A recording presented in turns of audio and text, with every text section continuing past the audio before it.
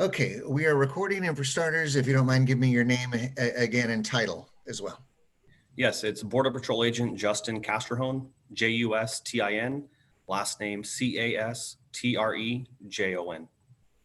Uh, Just some remarkable photos that we saw of a drone, and we showed them in this morning's news meeting.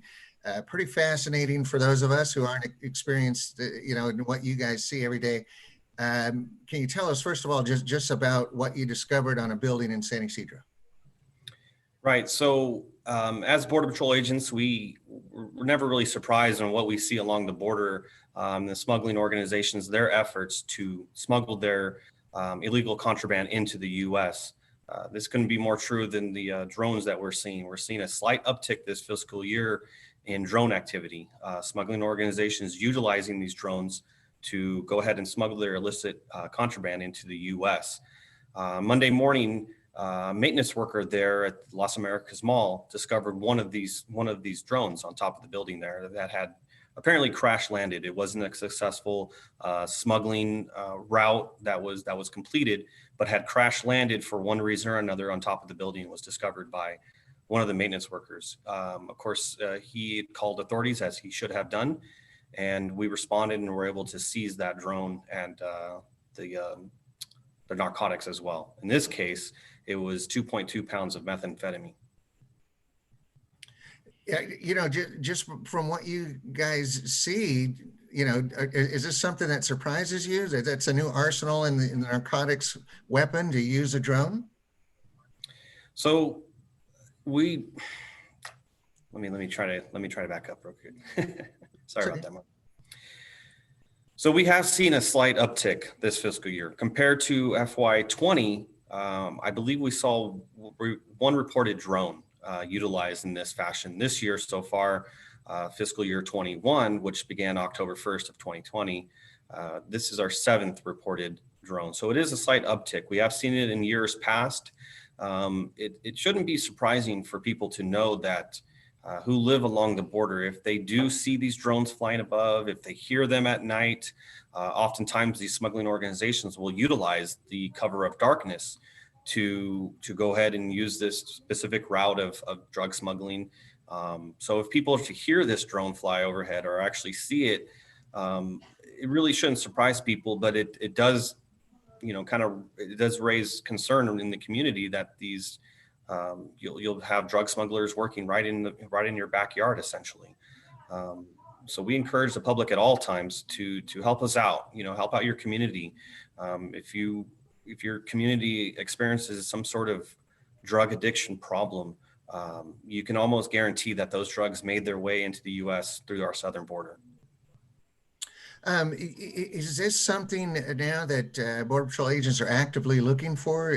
Are they actively looking for drone or other, flying types of method bringing stuff across the border? How odd is that? It's not that, like I said, we've seen it in years past, and as agents working the front line there, we have to be vigilant at all times, all hours of the night, all hours through the day, weekends, holidays. We have to be vigilant in our surveillance.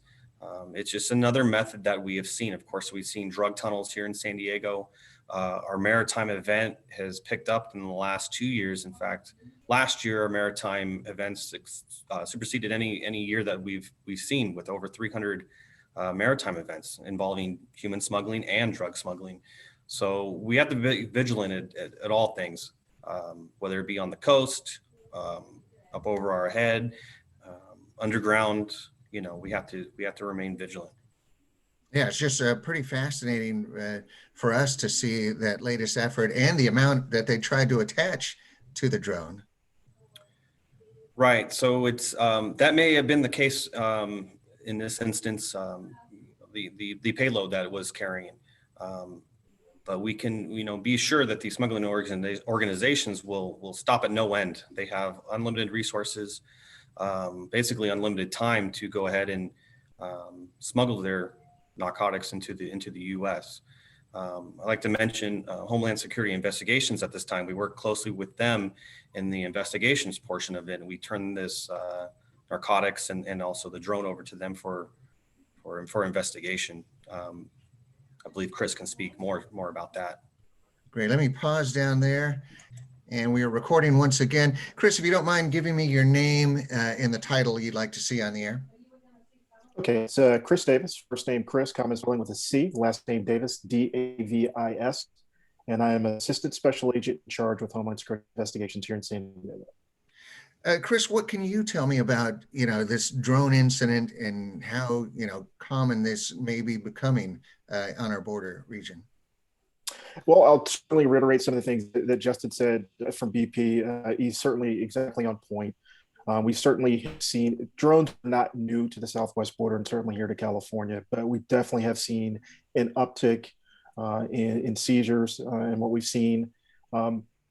We'd probably call it a bit of a trend that's going on right now. So we don't know what the long-term probability of that's going to be over time, but it's certainly something we're concerned with.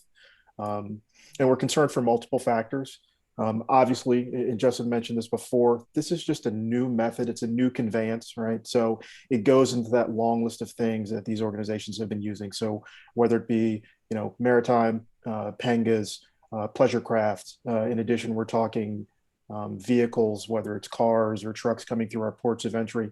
And then Justin also mentioned tunnels. One of the groups that oversees the tunnel task force, we've certainly seen large quantity of narcotics move through tunnels. So something that we're definitely concerned with because of the advantages to the organization, both stealth, short distances to cover, and also less likely that the organization would be compromised if the drone is in fact found. So what are the steps now? This drone reported and recovered, also drugs now recovered. What is the next process of the investigation? So for us at this point, we're going to go ahead and take that drone. We'll go ahead and send that off to analysis. We'll have that analyzed, see what information, without going into too much detail in terms of TTPs, we'll kind of figure out what information we can retrieve from those drones that might tie us into the organization that's responsible for actually purchasing them and operating them, and then using that, moving that across the U.S. border. In terms of the drugs, we'll get those analyzed, look at purity levels, and we'll kind of work that back and just work through our different partners within DHS and then outside of DHS or even over to DOJ. Is this one of the more odder, unique methods for transporting drugs across the border? Absolutely. I'm never surprised, and I'm always fascinated by the efforts that they will go through to move narcotics into the U.S. The limitations here when it comes to drones are, and obviously it's already mentioned, but payload. So there's obviously their payload limitations with the drone. So there's only so much narcotics or any other illicit substance they can put on that particular drone. Obviously, you have to worry about battery life, which affects the payload, which is affected by payload weight. And then the environmental factors. I mean, we're fortunate here. We're not going through what they're going through in Texas with snow and all those other things going on. But so they've got some favorable conditions here. But as I mentioned before, the advantages of stealth, low risk. It's not like driving a vehicle through a port of entry where there's a certain risk to being caught. So it's something that we definitely are focusing on. We'll see if it continues to be a trend line. It's a fairly low risk evolution for them because the cost of purchasing a drone is fairly small. These mostly are purchased on the used market, so they can buy these all, constantly every day, and just continue to use them as they see fit.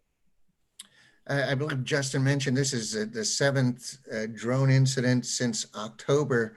Is this something that you'll be looking at as trying to outsmart them as they try and outsmart you?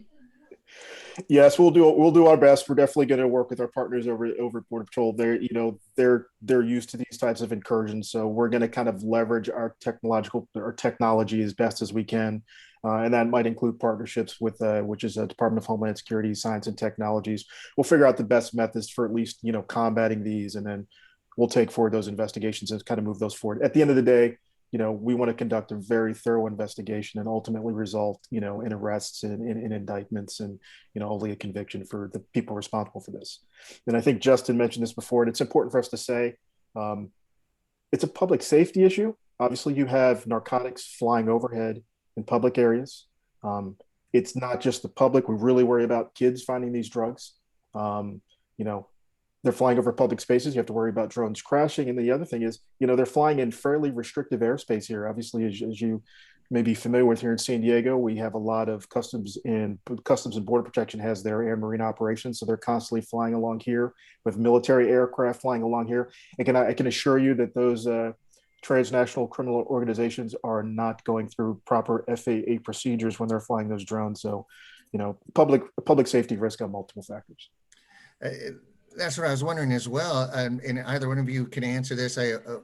Especially as you mentioned, narcotics traffickers are not concerned about, public safety. We have, Tijuana Airport. We have, law enforcement in the air. Definitely some concerns there as far as, public transportation plane being affected by this as well, right? Absolutely, 100%. Unfortunately, we've seen that in some major airports around the world, and certainly here in the U.S., and the impact that drones can have. So it is a concern. It's one of those things that we'll kind of have to tie in with our partnership with FAA or the Federal Aviation Administration, and just make sure they're aware of the threat as well. So, but in partnership with BP and AMO, that's one of those things that we can certainly target. Got it. Anything else, Justin or Chris, that you would like to add before I let you go? So on my end, just reiterate, we're always open up to reports of suspicious activity. This could be something as innocent as someone sitting in a car for long periods of time. As I know, it's been reported to the media. Residents seeing people parked in cars for long periods of time in their neighborhoods. They could be the pilot of this drone, or they could be waiting for this payload. So any suspicious activity is taken into consideration and hopefully is investigated. We can put an end to this. All right, sure, appreciate it. If you have any other media from the other drone seizures or the extra pictures from this incident, that would be great if I could get those as well. And yeah, good on for that maintenance guy who reported spotting this drone. He didn't see it go down, right? He just found it afterwards. So from our reports, we just the maintenance person found it just afterwards. He didn't see it actually go down. I think they were up there fixing part of the roof because of the rains that we're going to have later this week. So that's when it was discovered. So